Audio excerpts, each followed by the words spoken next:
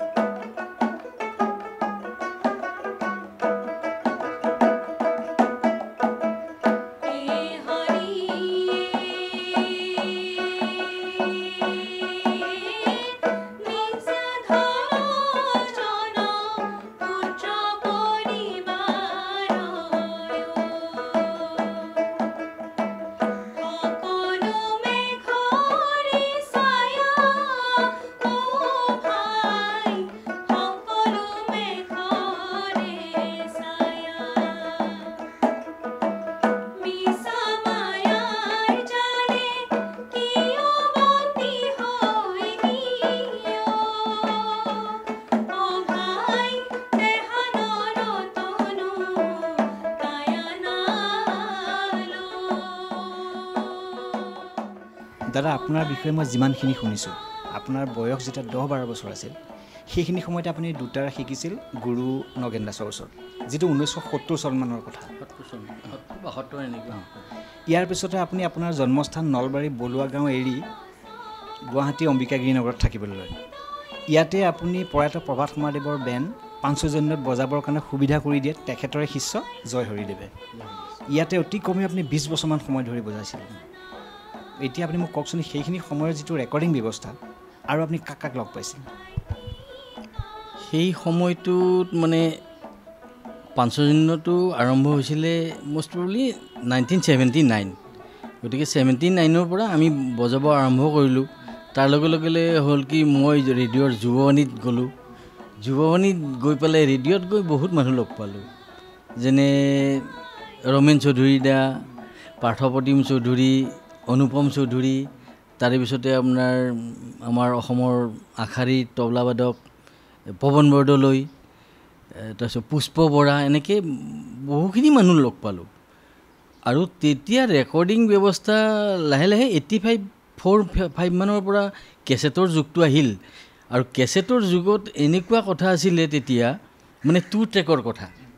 2 ট্ৰেকত হ'ল কি মানুহে মানে সিনচিয়াৰ যদি নহয় বজুৱাই হওক গোৱাই হওক তেতিয়া কিন্তু ষ্টুডিঅ'ত কাম কৰিব নোৱাৰিব কাৰণ 1 ঘণ্টাৰ ষ্টুডিঅ'ৰ ভালেখিনি ভাড়া চাগে তেতিয়া 500 টকামান হ'ব 500 টকাই বহুত য'ত আমি মানে এটা গানত বজালে আমি কিবা 80 টকামান পাইছিলোঁ চাগে গোটেই ৰাতিটো বজাওঁ বজালে সেই এটা গান যদি বজাওঁ তেতিয়াহে 80 টকা কথাটো এনেকুৱা না গতিকে চিনচিয়াৰ মানুহখিনিয়েহে সেই ষ্টুডিঅ'ত মানে বজাব চান্স পাইছিল এনেকুৱা আছিল গতিকে 2 ট্ৰেকত চব মানুহ অট'মেটিক চিনচিয়াৰ হৈ যাব লগা গতিকে কোনোবাই যদি অকণমান ভুল কৰি দিয়ে তেতিয়া আকৌ গানটো গুৰিৰ পৰা সকলোৱে বজাব লাগিব গোৱাজনেও গাব লাগিব এনেকুৱা ধৰণৰ আছিল ছিষ্টেমবিলাক সংগীতৰ জগতখনত বহুত মিউজিক ইনষ্ট্ৰুমেণ্ট আছে তাৰ ভিতৰত আপুনি কিয় ভাবিলে যে দুটাৰাই মই বজাম আচ্ছা মোৰ জন্মগাঁও নলবাৰীৰ বলুৱাৰ মানে আমাৰ সেই চকতে চকৰ লগতেই ঘৰ আছিলে গতিকে চকত সেই দোকান আছে পাণ দোকান গতিকে এজন মানুহ আছিল নগেন দাস বুলি পেলাই তেওঁৰ এখন দোকান তেওঁ দোতাৰাটো বজাই থাকে দোকানত মানে তেতিয়া দিনত বিক্ৰী চিক্ৰী ইমান কম আৰু গতিকে তামোল পাণ বেচে দোতাৰাটো বজাই থাকে বজাই গান গাই থাকে গতিকে মোৰ ঘৰ একদম ওচৰতে গতিকে মই তেওঁৰ তাতে আহি পেলাই এই দোতাৰাটো চাই থাকোঁ আৰু তেতিয়া তেওঁ মোক সুধিলে কি তই বজাবৰ ইচ্ছা আছে নেকি বাপু সৰু মই তেতিয়া ক্লাছ 4-5 মান খুব বেছি আৰু মই বোলো আছে গতিকে তেওঁ মোক অলপ তেনেকৈ চান্স দি পেলাই বজাব দিলে কিন্তু কি হ'ব মানুহবিলাকৰ তেতিয়া অভিভাৱকবিলাক কেনেকুৱা আছিল আমাৰ দেউতাহঁতে আমাক গান বাজনা কৰাটো ইমান বেয়া পাইছিল যে এদিন শনিবাৰৰ দিনত মোৰ এই ধোতাৰাখন মই নগেন দাসৰ পৰা লৈ গৈছিলোঁ সেইখন নি পেলাই দেউতাই চৌকাত সোমাই দিছিল পুৰিবলৈ এই নহ'লে মই বেয়া হ'ম যেনিবা শনিবাৰৰ স্কুল কাৰণে মই সোনকালে আহি পালোঁ আহি পাওঁতে মায়ে লগে কৈছে তোৰ দোতাৰাখন চৌকাত সোমাই দিছে দেউতাই গতিকে দৌৰ মাৰি ওলাই আনি মই পলালোঁ এইখন লৈ পেলাই কি দিন আছিল আমাৰ দিনত গতিকে আমি এতিয়া আৰু ল'ৰা ছোৱালীক আগবঢ়াই দিওঁ গান বাজনা কিবা বেলেগ কিবা এটা কৰিবলৈ গতিকে আমাৰ দিনত কি আছিল আমি সেই ৰেডিঅ' শুনি ৰেডিঅ'টোত লোকগীত খুব বাজে তেতিয়া গতিকে সেই ৰেডিঅ'ৰ লোকগীত শুনি আমি গানো শিকিছিলোঁ দোতাৰা দগাৰ চব শিকোঁ আমাৰ কি দিন আছিল পৰাগ নামৰ এটা কামৰূপী লোকগীতৰ এলবামৰ যোগেদি আপুনি যথেষ্ট খ্যাতি লাভ কৰিছিলে সেইখিনি সময়ত আপুনি ৰ'বলৈ সময় পোৱা নাছিলে সেইখিনি সময়ত আপোনাকে কিয় সকলোৱে বিচাৰিছিলে মানে পৰাগ কেছেটটো হ'ল কি সেই সময়ত ইমান পপুলাৰ হ'ল মানে অসমৰ প্ৰতি ঘৰ মানুহৰ ঘৰে ঘৰে পৰাগ কেছেট কাৰোবাৰ ঘৰত যদি পৰাগ কেছেটটো অকণমান বেয়া হৈ গ'ল আকৌ নতুন এটা কিনি আনিব এনেকুৱা ধৰণৰ এইটো কিমান চনমানৰ কথা এইটো 1984-85 86 এনেকুৱা হ'ব পাৰে ইমান মোৰ পূৰা মনত নাই কিন্তু ইমান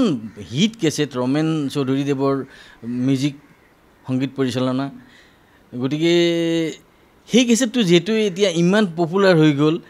অসমৰ গাঁৱে ভূঞে আপাৰ আচামৰ পৰাই হওক চবেই কেছেট কৰিব আহিলে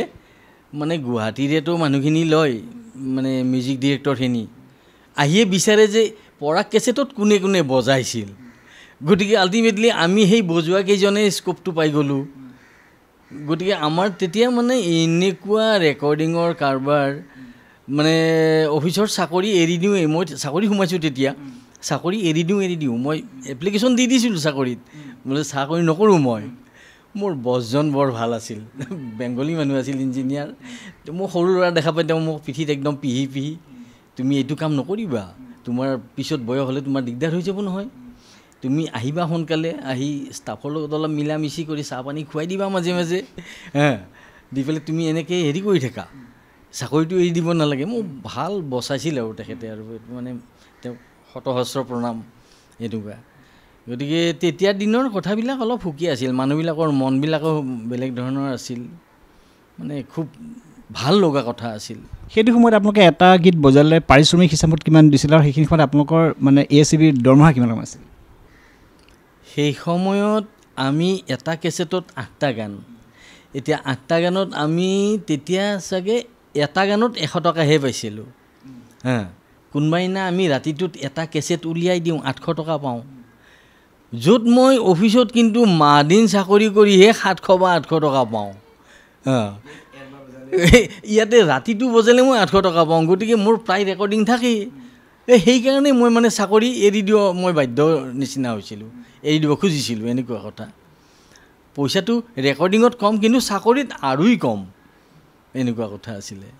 প্ৰায় আপুনি 60-70টামান কেছেটত সেইখিনি সময়ত বজাইছিলে সেইখিনি সময়ৰ সংগীতৰ পৰিৱেশটোৰ কথা মনত পৰিলে এতিয়া মনত আপোনাৰ কেনেধৰণৰ আলোড়নৰ সৃষ্টি হয়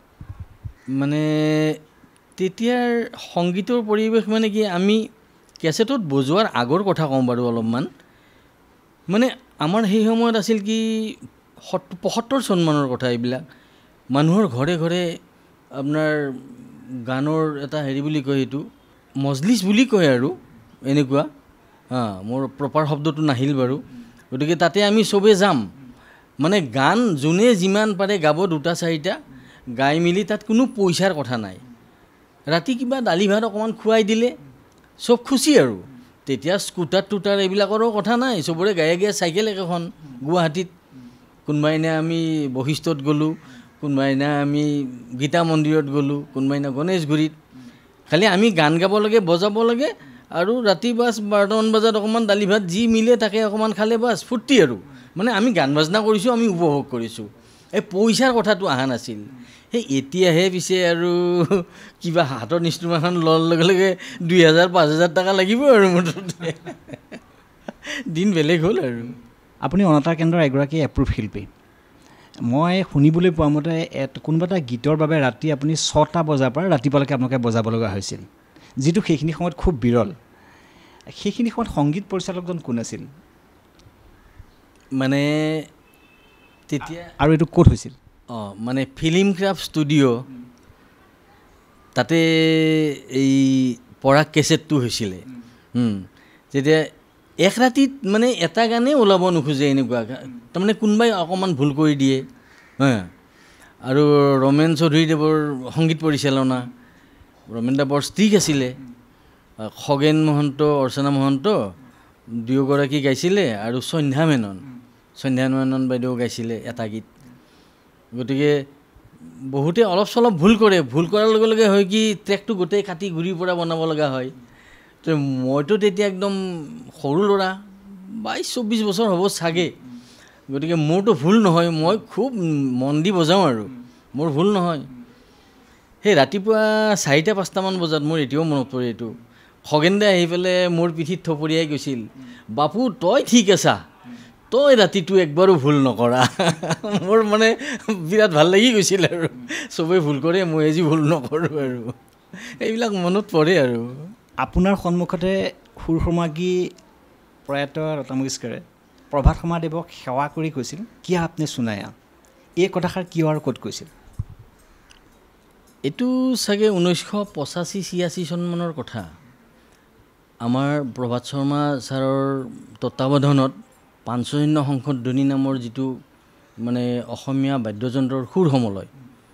বৰ পপুলাৰ জনপ্ৰিয় হৈছিলে তেতিয়া মানে হেৰি ভূপেন হাজৰিকাই প্ৰভাত শৰ্মা ছাৰক মানে কৈছিলে যে ইয়াতে ষ্টেডিয়ামত লতা মংগেশকাৰ নাইট হ'ব গতিকে এইটো ইনাগুৰেশ্যনটো তোমাৰ এই সুৰ সমলয়টো কৰিব লাগে আৰু আমাক প্ৰভাত শৰ্মা ছাৰে কৈছিলে ভূপেন দাই বোলে এনেকৈ কৈছিল তুমি কিন্তু এইটো 1 মাহ ধৰি ভালকৈ ৰিহাৰ্চেল কৰা যাতে একদম টিপ টপ হৈ যায় গতিকে আমি মষ্ট প্ৰবেবলি 1 মাহ নহ'লেও 25 দিনমান জহিৰ দাসদেৱৰ ঘৰত গধূলি আমাৰ সেইটোৱে কামৰ নাই আৰু ৰিহাৰ্চেল কৰিব লাগে ৰিহাৰ্চেল কৰি কৰি কৰি ইমান মানে বস্তুটো নিখুঁত হৈ গ'ল মানে ষ্টেডিয়ামত গৈ আমি লতা মংগেশকাৰ নাইটত আমি ইনগ্ৰেশ্যন প্ৰগ্ৰেমটো কৰিলোঁ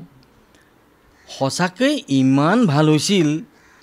লতা মংগেশকাৰে আহি পেলাই প্ৰভাত শৰ্মাক এতিয়া তাৰমানে ভৰিত ধৰি বহি গৈছে সেৱা কৰে আপুনি এই কিয়া শুনায়া কিয়া দেখায়া হে মানে আমাৰে চবৰে গাৰ নোম হিঁয়ৰি যোৱা কথা তেতিয়া প্ৰভাত শৰ্মাৰো বয়স কম বা আমিবিলাকতো ডেকা ল'ৰাই আৰু ইমান মানে বঢ়িয়া এটা সুৰ সমলয় গতিকে সেইবিলাক কথা মনত পৰি গ'ল ভূপেন দা তেতিয়া আমি মানে একদম ওচৰৰ পৰা পালোঁ আৰু ভূপেন দাই চিনাকি কৰি দিছিল লতা মংগেশকাৰ আৰু প্ৰভাত শৰ্মা এইবিলাক আৰু মনত থকা কথা আৰু লতা মংগেশকাৰৰ দৰে আৰ্টিষ্ট এগৰাকী আমাৰ প্ৰভাত শৰ্মা ছাৰৰ দৰে মানুহজনক সেৱা কৰি পেলাই মানে কি থলুৱা বাদ্যযন্ত্ৰৰ সুৰ সমলয় সেইটোৱে ইমান ধুনীয়া বাপৰে এইটো এটা বহুত নাম হৈছিলে তেতিয়া বাৰু এইটো পাপনৰ এটা জনপ্ৰিয় গীতত আপোনাৰ এটা পিচ ব্যৱহাৰ কৰা হৈছে সেই গীতটো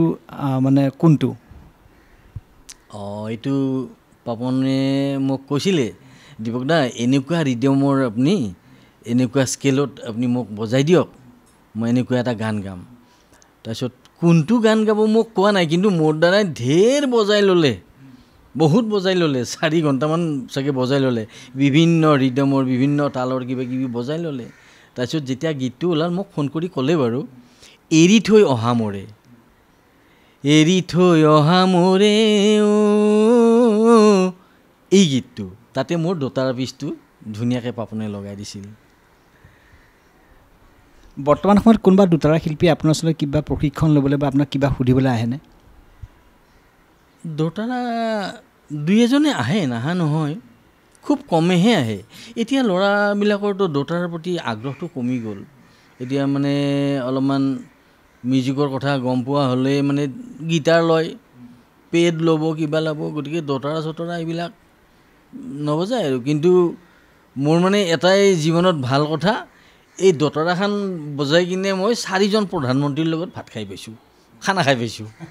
মোৰ সেইটোৱে শান্তি। মই ৰাজীৱ গান্ধীৰ লগত 2বাৰ, এবাৰ মুম্বাইত 1989 চনত আপনা উৎসৱ হৈছিলে। আপনা উৎসৱত আমাক 1.5 মাহ মুম্বাইত ৰাখিছিল। গতিকে 1.5 মাহত 2 দিন তেওঁ মানে নৈশ ভোজত আমাৰ লগত যোগ দিছে। আমি গোটেই মুম্বাই, গোটেই মহাৰাষ্ট্ৰখন মিউজিক, গান বাজনা, অসমীয়া গান বাজনা কৰি ঘূৰি ফুৰোঁ। গতিকে 2 দিন ৰাতি তেওঁৰ লগত ভাত খাব চান্স পালোঁ। আকৌ মনমোহন সিঙৰ লগত গুৱাহাটীত এদিন, আৰু এদিন এবাৰ দিল্লীত মানে খানা খাব পাৰোঁ। এইবিলাক মানে ভাল লাগে আৰু, দোতাৰা বজায়ো যে প্ৰধানমন্ত্ৰীক লগ কৰিব পাৰি। কিবা তেওঁলোকে আপোনালোকক কথা, 2জন প্ৰধানমন্ত্ৰী আপোনালোকক কিবা কথা সুধিছিল নেকি? তেনেকৈ কথা সোধা নাই, কাৰণ বহুত আৰ্টিষ্ট, গতিকে তেওঁলোকে ভাষণ হিচাপে কৈছিল আৰু ভাল লাগিছে এইবিলাক। মানে লোকসংগীতৰ কাৰবাৰটো, লোকসংগীতহে আমি বজাওঁ, গতিকে লোকসংগীতবিলাক শুনি মেলি ভাল লাগে, মানুহে ভাল পায়, এইবিলাক কিবা কিবি কৈছিলে আৰু, ডাইৰেক্ট লগ কৰা নাই। আপোনাৰ পিছত আপোনাৰ ঘৰখনৰ কোনোবা এনেকুৱা ব্যক্তি আছেনে যিয়ে আপোনাৰ এই ক্ষেত্ৰখনলৈ আহিছে? মোৰ 2জনী ছোৱালী, ডাঙৰজনী কংকনা ভাগৱতী, তাইতো ৰেডিঅ'ৰ লোকগীত আৰু আধুনিক গীতৰ বি হাই গ্ৰেডো পাছ কৰিলে। আৰু সৰুজনী প্ৰেৰণা, তাইও যেনিবা এইবাৰ অডিশ্যন দিছে, এতিয়া ৰিজাল্ট দিয়া নাই বাৰু। গতিকে কংকনাইতো ভালেই গায়, ৰাইজে কোৱা মতে, বহুতে বিচাৰে, প্ৰায়ে থাকে। যোৱাকালিও আছিলে শিল্পগ্ৰামত প্ৰগ্ৰেম, এনেকুৱা। সিহঁত 2জনীয়ে গায়। আপোনালোকে দেখা পোৱা সেইখিনি সময়ৰ সংগীত ব্যৱস্থা আৰু আজিৰ সংগীত ব্যৱস্থাৰ মাজত কিবা পাৰ্থক্য আপুনি দেখা পায়নে? সেই সময়ৰ 1980 চনমানৰ কথা বাৰু। তেতিয়া আমিও মানে ঘৰে ঘৰে, কিছুমানৰ ঘৰে ঘৰে আমি গান শিকাব যাওঁ। আচ্ছা, গান শিকাব গ'লে আমি যে আমাক কিবা এটা পইচাই দিব লাগিব এই কথাটো নাছিল। আমি কিন্তু মানে বেচেলৰ আছিলোঁতো, গানটো শিকাম ঠিকেই, এই ৰাতি আমাক আৰু ভাতটো খুৱাব লাগিব। ভাতটো খুৱাই দিলে বাছ গুচি আহিলোঁ, এই পইচাৰ কথাটো নাহে আৰু। 2-এজন বৰ ডাঙৰ কোনোবা অৱস্থাতে শিকালে তেতিয়া পইচা লৈছিলে। মানুহবিলাক অলপ তেনেধৰণে চলিছিল, মানে মৰম আদৰবিলাক অলপ বেছি আছিল। এতিয়া এইবিলাক নাই, এতিয়া ডাইৰেক্ট আৰু কমাৰ্চিয়েল, খালি পইচাক লৈয়ে কথা হৈছে আজিকালি। আপুনি এগৰাকী চৰকাৰী চাকৰিয়াল, দেউতাই যিখিনি বস্তু ৰাইজৰ মাজত বৰ্তমান এৰি দিছে, সেই বস্তুখিনি আপুনি আপোনাৰ ভৱিষ্যতৰ প্ৰজন্মৰ কাৰণে কি হিচাপত লৈ যাবলৈ চেষ্টা কৰিছে? মই একচুৱেলি দেউতাৰ পৰা লোকগীত যিহেতু ফাৰ্ষ্ট শিকিছিলোঁ, দেউতাই কৈছেই চাগে, প্ৰথম গানৰ এনভাইৰনমেণ্টটোতো দেউতাৰ পৰাই পাইছোঁ, ঘৰতে পাইছোঁ। তো মই সৰুৰ পৰা লোকগীতেৰেই মোৰ গানৰ চৰ্চা আৰম্ভ কৰিছিলোঁ। আৰু এতিয়াও যেতিয়া আমি শ্ব' কৰোঁ বা য'তেই আমি চান্স পাওঁ, মই লোকগীত এটা গাবলৈ চেষ্টা কৰোঁ। আৰু মই এতিয়া একচুৱেলি যিহেতু নিজৰ গানৰো কাম কৰি আছোঁ, তাৰে মাজতে লোকগীত কিছুমান ৰিমিক্স নহয়, অৰিজিনেলিটিটো মেইনটেইন কৰি ৰিমেক কৰি তেনেকৈ ভাৰ্জন এটা বনাই মই মোৰ ইউটিউব চেনেলত মই মানে পাব্লিছ কৰাৰ কাৰণে মই কাম কৰি আছোঁ। আপুনি অলপমান দিনৰ আগতে এটা গীত মুক্তি দিছে, সেই গীতটোৰ বিষয়ে অকণ ক'ব নেকি? সেই গীতটো লিখিছিলে বৰ্ষা বৰা, কম্পজিশ্যনো তাইৰ আছিলে, মিউজিকেলি এৰেঞ্জ কৰিছিলে পল্লৱ তালুকদাৰ। আৰু গীতটো যোৱা বছৰ মই মুক্তি দিছিলোঁ। তাৰে পিছত আৰু আৰু এটা গীত গৈছে, সেইটো হৈছে মন্তৰা বুলি, অকণমান বিয়া নামৰ সুৰৰ তেনেকুৱা, সন্দীপা শৰ্মা তেখেতৰ লগত মই এইটো ডুৱেট কৰিছিলোঁ। তাৰে পিছত মোৰ আৰু 2টি গীতৰ মোৰ কাম চলি আছে। এটা একদম ৰেডি আছে, এইটো মই ৰিলিজ কৰা নাই। আৰু এটা মোৰ চলি আছে, লিখাটো আছিলে ডেনিছৰ, আৰু মিউজিকেলি মই দিছোঁ অৰ্ণৱ বশিষ্ঠ তাক। আৰু যিটো মোৰ ৰিলিজ হ'বলৈ গৈ আছে সেই গীতটো কম্পজিশ্যনটো আছিলে তৰুণ তন্ময় দা আৰু লিখা পাপলু চেতিয়া। তো তেনেকৈ এই 3টা কাম, মানে 2টা কাম মোৰ বাকী আছে আৰু বাকী 2টা ৰিলিজ হৈছে। প্ৰথম গীতটোৱে ৰাইজৰ পৰা কেনেকুৱা ধৰণৰ সঁহাৰি লাভ কৰিছে? যিহেতু এইটো ফাৰ্ষ্ট এটেম্প্ট আছিলে, ইমান মানে এনেকুৱা নহয় যে বহুত মানুহে সেয়া কৰিছে, বহুতৰ মাজলৈকে গৈছে, বাট যিখিনি অডিয়েঞ্চ পাইছোঁ, কোৱালিটি অডিয়েঞ্চ, তেওঁলোকে মানে গীতটোৰ যিটো মোৰ আছিলে যে এনেকুৱা এটা গীত মোৰ এইখিনি জনাৰৰ, চব ধৰণৰ মানুহ থাকেতো, তো যিখিনি জনাৰৰ কাৰণে মই বনাইছিলোঁ সেই মানুহখিনিয়ে খুব ভাল পাইছে। মোৰ মানে তাৰে কমেণ্টছত হওক বা পাৰ্চনেলি ওলোৱাৰ লগে লগে মই হয়তো কিছুমানক চিনিও নাপাওঁ, তেনেকুৱা মানুহেও শ্বেয়াৰ কৰে, সেই বস্তুটো একচুৱেলি মটিভেট কৰে, ভাল লাগিছে। অসমীয়া গীতবিলাকত বৰ্তমান বহুত বেলেগ ধৰণৰ মানে মিউজিক সংযোজনো হৈছে, কথাও বেলেগ হৈ গৈছে, আৰু যিবিলাক আমাৰ অসমীয়া গীতৰ আগৰ যিবিলাক এটা পৰিৱেশ আছিলে, অনিমা বাইদেউহঁতে গোৱা বা নমিতা ভট্টাচাৰ্য বাইদেউহঁতে যিবিলাক গীত গাইছিলে, তেনেকুৱা ধৰণৰ গীতবিলাকৰ বৰ্তমানখিনি কিন্তু সমাদৰবিলাক ঠিক কমি যোৱা নিচিনা হৈ গৈছে। কাৰণ সেই গানবিলাক বহুতে ৰিমেক কৰি গাই পেলাই অৰিজিনেল বস্তুটো হেৰুৱাই পেলোৱাৰ নিচিনাও কৰিছে। মই 2-এটা কথা শুনিবলৈ পাইছোঁ। এই ক্ষেত্ৰত আপুনি কি কয়? একচুৱেলি কি হয়, ৰিমেক কৰাটো ভাল। আজি মই ৰিচেণ্টলি বীৰেন্দ্ৰনাথ দত্তদেৱৰ এটি গীত মই গালোঁ, সেইটো ৰিমেক ভাৰ্জনে আছিলে, আকাশে বতাহে বুলি, কি আছিলে, আস্থা ক্ৰিয়েশ্যনৰ তেওঁলোকৰ, কিন্তু অৰিজিনেলিটিটো মেইনটেইন কৰিছোঁ। মানে এনেকুৱা নহয় যে আমি নিজৰ সুৰ লগাইছোঁ, গায়কীত অকণমান ডিফাৰেণ্ট হ'ব পাৰে, বাট ষ্টিল গানটোৰ যিটো অৰিজিনেলটো শুনোতে যিবোৰ বস্তু তাতে পাব, সেই বস্তুখিনি মই নিজে আয়ত্ত কৰি মই মানে গীতৰ থ্ৰুইদি সেইখিনি দিছোঁ। তো ৰিমেক কৰাটো ভাল, বাট নিজৰ বেছি দিব নালাগে, তেতিয়া অৰিজিনেল ভাৰ্জনবোৰ আপকামিং জেনেৰেশ্যনে পাহৰি যাব। মানে অৰিজিনেল কোনটো বুলি বিচাৰোঁতে তেওঁলোকে হয়তো নাপালে, তেতিয়া এটলিষ্ট মই ৰিমেক কৰোঁতে যদি ভালকৈ কৰোঁ, তেতিয়া নেক্সট জেনেৰেশ্যনে শিকোঁতে ইজি হ'ব ন, যে এইটো ভালেই আছে, মানে আগৰটোৰ দৰেই। চ' মই ভাবোঁ অলপ অৰিজিনেলিটিটো মেইনটেইন কৰিলে ভাল। পুৰণা শিল্পী কাৰ গীত শুনি এনেই ভাল লাগে? মই সকলোৰে গীত ভাল পাওঁ। এনেকুৱা নহয় যে এগৰাকী ছিংগাৰক মই ভাল পাওঁ কাৰণে তেওঁ গোৱা প্ৰত্যেকটো গীতেই মোৰ ভাল লাগিব, তেনেকুৱা নহয়। মোৰ গীত লৈ যে এইগৰাকী ছিংগাৰৰ মোৰ এই গীতটো বেছি ভাল লাগিছে, তো তেনেকুৱা। তো মই অলমষ্ট সকলোৰে গীত শুনিছোঁ আৰু সকলোৰে গীত মই ভাল পাওঁ। সুধিছোঁ এইটো কাৰণে, বিশেষকৈ আপুনি অনাতাঁৰৰ এপ্ৰুভ শিল্পী, আৰু অনাতাঁৰ কেন্দ্ৰৰ যদি আগৰ যিবিলাক আমি কথা শুনিবলৈ পাইছিলোঁ, মানে কোনোবাই একচুৱেলি গাওঁ বুলি ক'লে বা তাত কিবা এটা কৰোঁ বুলি ক'লে কোনেও কৰিব নোৱাৰে। যিটো এটা সময়ছোৱাত অনাতাঁৰ শিল্পক আমি বেলেগ ধৰণৰ শ্ৰদ্ধাৰ দৃষ্টিত চোৱা গৈছিলে, আজিও চোৱা যায়। আজিও তাত কেনেকুৱা যিকোনো ধৰণৰ নিউজ নাবাজে বা যিকোনো ধৰণৰ গান কেতিয়াও দিয়া নহয়, গান কেতিয়াও হুলস্থুলীয়া হ'ব নোৱাৰে, চবেই শুনিব পাৰিব। সেইটো কাৰণে মই আচলতে আপোনাক এই কথাটো সুধিছোঁ। কিন্তু বৰ্তমান তেনেকুৱা এটা পৰিৱেশ আপুনি আছে বুলি ভাবে নাভাবে? অনাতাঁৰ কেন্দ্ৰত আছে, মানে তাতেও যেতিয়া অনাতাঁৰ কেন্দ্ৰত মই যাওঁ, অল ইণ্ডিয়া ৰেডিঅ'ত যেতিয়া গীত গাবলৈ যাওঁ, মই যোৱাৰ আগতে নিজে প্ৰিপেয়াৰ হওঁ যে যিকোনো গীতটো মই তাতে গাব নোৱাৰিম, তো আমি অলপমান স্ক্ৰুটিনাইজ কৰি চাওঁ যে এইটো গীত গাব লাগিব, এই অমুকটো গীত হয়তো নোৱাৰিম। তো তেনেকুৱাকৈ চালে হয়তো পাৰ্বতী প্ৰসাদ বৰুৱাদেৱৰ গীত লওঁ, ডলি ঘোষ বাইদেউৰ গীত লওঁ, অনিমা চৌধুৰী বাইদেউৰ গীত লওঁ, নমিতা ভট্টাচাৰ্যী বাইদেৱে গোৱা তেনেকুৱা গীতবোৰ আমি বেছিকৈ প্ৰেফাৰ কৰোঁ তাতে। তোমাৰ দেউতাই লোকগীতৰ সংগীতৰ ক্ষেত্ৰখনত 2টাৰ বজাই বেলেগ ধৰণৰ খ্যাতি লাভ কৰিছিলে। ইয়াৰ পিছত তোমাৰ বা আহিলে, বায়ো দেউতাৰ বস্তু কিছুমান লগত লৈ পেলাই মানে বৰ্তমান সময়ছোৱাত বিভিন্ন জেগাত পাৰফৰ্ম কৰি আছে, আৰু লগতে মডাৰ্ণ সংগীতো তেখেতে মনোনিৱেশ কৰিছে। তুমি এটা বেলেগ ধৰণৰ চিন্তাধাৰা মনতে পৰিকল্পনা কৰিছা, তুমি পশ্চিমীয়া সংগীতৰ ফালে অকণমান ঢাল খাবলৈ যত্ন কৰিছা। এই বিষয়ে কি ক'ব খোজা? মই একচুৱেলি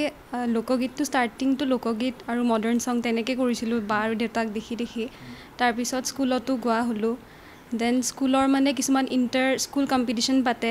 তেতিয়া মানে প্ৰিন্সিপাল ছাৰে বহুত ভাল মৰম কৰিছিলে মোকো বাকো, মানে গানৰ প্ৰতি মানে বেছি আমাক মানে ছাপৰ্টো দিছিলে আৰু বহুত এনকাৰেজো কৰিছে। তেনেকৈ ছাৰে মোক ক'লে যে এনেকৈ যাবা নেকি মানে ডন বস্কো স্কুল আছে ন তাতে মানে কম্পিটিশ্যন এটা আছে কৰিব যাবা নেকি তাৰপিছত মই ক'লোঁ মোৰো ফাৰ্ষ্ট টাইম এক্সপিৰিয়েঞ্চে আছিলে তাৰপিছত গান গাওঁ যিহেতু মই শিকিলোঁ গান এটা উঠালোঁ তেনেকৈ ৱেষ্টাৰ্ণ শিকি পিনে দেন তাতে ডন বস্কোত কৰোঁতে মানে ফাৰ্ষ্ট টাইম আছিলে এক্সপিৰিয়েঞ্চটো তাতে মই ফাৰ্ষ্ট প্ৰাইজ পালোঁ তাৰপিছত মোৰো ইণ্টাৰেষ্টটো অলপমান গ্ৰ' হ'ল কি গান আছিলে সেইটো এলিচিয়া কিজৰ this girl is on fire সেইটো গানটো গাইছিলোঁ তাতে তাৰপিছত তেনেকৈ মানে অলপমান মই ৱেষ্টাৰ্ণৰ ফালেও মানে ৰাখিলোঁ মানে মোৰ কি বুলি কয় এইটো কণ্টিনিউৱেশ্যনটো কৰিলোঁ অলপমান গানৰ মানে তাতেও ৱেষ্টাৰ্ণত কিবা পৰিকল্পনা কৰিছে নেকি ভৱিষ্যতে মই এনেকুৱা ধৰণৰ কিবা এটা এলবাম উলিয়াম বুলি বা গীত উলিয়াম বুলি এতিয়াতো কৰা নাই এতিয়া মেইনলি মোৰ মানে পঢ়াটো অলপমান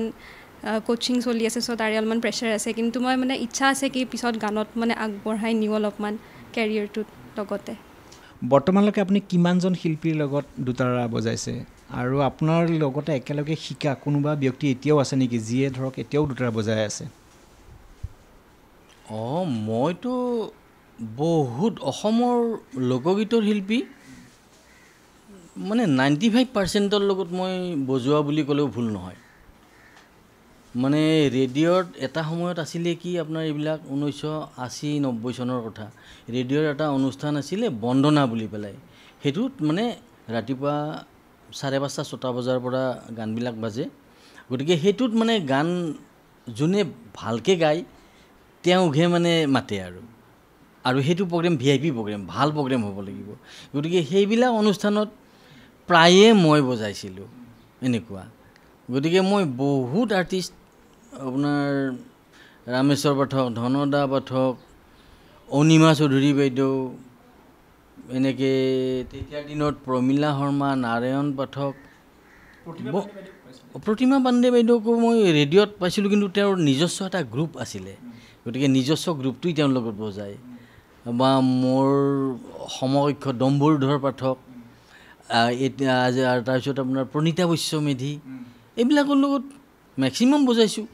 আৰু কেছেটবিলাকতো মই জুবিনৰ যিমান লোকগীতৰ কেছেট প্ৰায়বিলাকতে মই বজালোঁ দোতাৰা পাপনেও যি 2-4টা গাইছে সেইকেইটাতো বজাইছোঁ পাপনৰ মাক দেউতাক খগেন মহন্ত অৰ্চন মহন্ততো এইবিলাক চব ময়েই বজোৱা গতিকে মেক্সিমাম আৰ্টিষ্টৰ লগত বজালোঁ মানে হিচাপ নাই আৰু সন্ধ্যা মেননে বহুত লোকগীত গাই থৈছিলে সেইবিলাকৰ লগত গোটেই মই বজোৱা এইবিলাক প্ৰভাত শৰ্মা ছাৰে মানে মিউজিক কৰিছিলে গতিকে এইবিলাক ময়ে বজাইছিলোঁ এই যে খ্যাতিপ্ৰাপ্ত শিল্পী আপুনি দুগৰাকী নাম ল'লে বা আগৰ হ'লেও কেতিয়াবা আপোনাক খবৰ লয়নে আপুনি কেনেকৈ আছে কি কৰি আছে এতিয়াতো মানে কাচিত কেতিয়াবাহে ফোন কৰে কোনোবা কিছুমানে মানে মই স্নেহলতা দাসৰ লগতো বজাইছিলোঁ কথা মানে চবৰে বয়স হ'ল আচলতে বয়সৰ লগে লগে মানুহবিলাকৰ অলপমান ফোন চোন কৰা এইবিলাক কমি যায়তো তথাপি ধনদা পাঠক বাইদেউ মাজে মাজে ফোন কৰে বা ডম্বৰুধৰ পাঠক তেওঁ ফোন কৰে তেওঁ যেনিবা ইয়াত নাথাকে এনেকৈ ফোন কৰে আৰু এতিয়া মোৰ পিছত আৰু ওলাইছে দোতাৰা বজোৱা আজিকালি বহুত ওলাল এতিয়া ধৰক মই জানাতে আপোনাৰ নৰেশ্বৰ ডেকা বুলি এজন আছে দোতাৰা ভাল বজায় নাৰায়ণ কলিতা বুলি এজন আছে এনেকৈ মাধৱ হালৈ বুলি পেলাই তাৰপিছত এনেকৈ আছে কিছুমান বৰুণ বুলি এজন মোৰ নামবিলাক অহা নাই বহুত ওলাইছে এতিয়া আজিকালি ওলাল কিন্তু আগৰ নিচিনা তেনেকুৱা আমি যেনেকৈ উশাহ ল'বলৈ টাইম নাই সময় নাই এনেকুৱা কাম ৰেকৰ্ডিং এতিয়া কিন্তু নাই এতিয়া বজোৱা বহুত ওলাল কিন্তু এতিয়া তেনেকুৱা ৰেকৰ্ডিঙৰ কাম নাই কথাটো এইটোৱে লোকগীতত আগৰ যিটো এটা ধৰণৰ মানে হেৰি আছিল গোৱাৰ এটা যিটো কৌশল আছিল বা যেনেকুৱা ধৰণে তেওঁলোকে গীতবিলাক পৰিৱেশন কৰিছিলে সেই তেনেকুৱা এটা ধৰণত আজি গীতবিলাক পৰিৱেশন কৰা হয়নে নহয় গীতটোতো তেনেকৈয়ে গায় কিন্তু কথা হৈছে কি এতিয়া মডাৰ্ণ ইনষ্ট্ৰুমেণ্ট বহুতে ব্যৱহাৰ কৰে আগতে যেনিবা আমি দতৰা ডগৰ বাঁহী একতাৰা এই খুটিতাল এইবিলাক ব্যৱহাৰ কৰিছিলোঁ এতিয়া তাতে আপোনাৰ মডাৰ্ণ ইনষ্ট্ৰুমেণ্ট কিছুমান বজাই দিয়ে এইটোতো কোনো কাকো বাধা দিব নোৱাৰে বাৰু দুনিয়াখনৰ বেলেগ এতিয়া তেনেকৈ কৰে কিন্তু এনেকৈ যদি মডাৰ্ণ ইনষ্ট্ৰুমেণ্টবিলাক ইয়াত লগাই গৈ থকা যায় এদিন লোকগীতৰ আচল বস্তুটো হেৰাই যাব বুলি আপুনি ভাবে নেকি এতিয়াই মই ক'ব খোজোঁ এতিয়াই বহুত গানত দোতাৰাখন নবজায় মানে দোতাৰাখন বাজিলে যেন তেওঁলোকৰ কিবা এটা হেৰি হ'ব নেকি লাজে লাগে নেকি গতিকে দোতাৰা বজাব এৰিছিয়ে এনেই আৰু গীটাৰ থিটাৰেদি মুঠতে লোকগীতটো কেছেট বনাই দিয়ে কেছেট মানে সেই আজিকালিতো আৰু হেৰি CD টাইপৰ এইবিলাক বহুতে দোতাৰাখন নবজোৱাই হ'ল দিনৰ মানে সলনি হ'ল দিনকাল আচলতে সেয়াই আৰু আপুনি ইমান দিন ধৰি সংগীতৰ জগতখনৰ লগত মানে ব্যস্ত হৈ থাকিলে অনাতাঁৰ কেন্দ্ৰৰ আপুনি এপ্ৰুভ শিল্পী আপোনাৰ মনতে কিবা ভৱিষ্যতৰ বাবে পৰিকল্পনা আছে নেকি যে মই যোৱাৰ আগতে এনেকুৱা এটা বস্তু ৰাইজৰ মাজত এৰি থৈ যাব বিচাৰোঁ মোৰ তেনেকৈ মোৰ পৰিকল্পনা বুলিবলৈ নাই মোৰ এটাই আশা মোৰ ছোৱালী দুজনী ওলাই অহক সিহঁতে গানত ফ'কাছত আহক ডাঙৰজনী বা ভগৱানৰ কিবাত অকণমান ফ'কাছত আহিছে সৰুজনী তাই পঢ়াৰ কিবা তাগিদাত অলপমান গানত সময় দিব পৰা নাই তথাপিতো তাইও কিন্তু বেয়া নাগায় ৰাইজে কয় আৰু পুৰস্কাৰ তাইও ভালেখিনি পাইছে গতিকে মোৰ মনৰ আশা সেইটোৱে আৰু ছোৱালী দুজনী গানতে ব্যস্ত হওক মই সেইটোৱে কামনা কৰোঁ আৰু বহু ব্যস্ততাৰ মাজত আপুনি মোক এইখিনি সময় দিয়াৰ বাবে আপোনাক অশেষ ধন্যবাদ ঠিক আছে আপোনাকো ধন্যবাদ দিলোঁ মোকো এইখিনি সুবিধা কৰি দিয়াৰ কাৰণে ধন্যবাদ থাকিল